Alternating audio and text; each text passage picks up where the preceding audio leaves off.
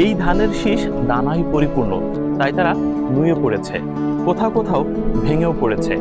আর এই ধানের শীষ মাথা উঁচু করে দাঁড়িয়ে আছে, কারণ এটা চিটায় পরিপূর্ণ, এর মধ্যে কোনো দানা নেই। সমাজেও তাই হবে। মনে পড়ছে সত্যজিৎ রায়ের সেই বিখ্যাত চলচ্চিত্র হীরক রাজার দেশে। সেখানে একটি বিখ্যাত গান ছিল, দেখো জ্ঞানী যেজন রইল ভাঙা ঘরে, মন্দ যেজন সিংহাসনে চড়ে।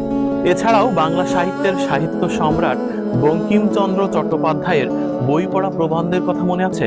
সেখানে বলা হয়েছিল, জ্ঞানী মানুষের মূল্য থাকবে না, জ্ঞান কখনোই নগদ দামে বিক্রি হবে না। তাই সমাজে এখন কোন জ্ঞানী মানুষ নেতৃত্ব দেয়, মাথা উঁচু করে কথা বলে।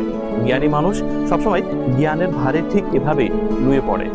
সালিশ, মধ্যস্থা কিংবা দেন দরবারে এখন মুন্ডহীন মানুষের মাতবরি চলছে, তাদের নেতৃত্ব স্থাপন করা হচ্ছে। জ্ঞানী মানুষগুলো জ্ঞানের ভারে নুয়ে পড়েছে, তারা নিগৃহীত হচ্ছে, সমাজের কোনা কানাচিতে অবহেলায় পড়ে আছে। এই ধান খেতে দেখে মনে হলো জ্ঞানী মানুষের অবস্থা ঠিক পরিপুষ্ট এবং দানাযুক্ত ধানের শীষের মতো, আর জ্ঞানহীন মানুষের অবস্থা সবসময় মাথা উঁচু করে থাকা, তর্ক করা, শির উন্নত করে কথা বলা, কখনোই হেরে না যাওয়া, আত্মসমর্পণ না করা, আর মানুষকে ছোট করে কথা বলা। শুধু বাংলা সাহিত্যই নয়, বরং ইংরেজি সাহিত্যেও জেফ্রি সসারের বিখ্যাত একটি লেখা রয়েছে, ক্যান্টারব্যারি টেলস।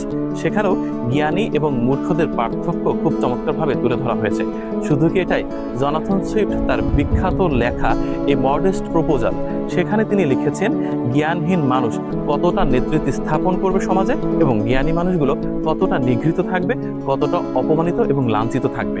দেখুন, এরা কিন্তু সহজে ভেঙে পড়ছে না, বাতাসে নুয়ে পড়ছে না, অথচ যেগুলো দানাযুক্ত সেগুলো একটু আঘাতেই ভেঙে পড়ছে।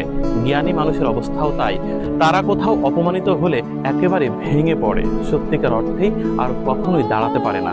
আর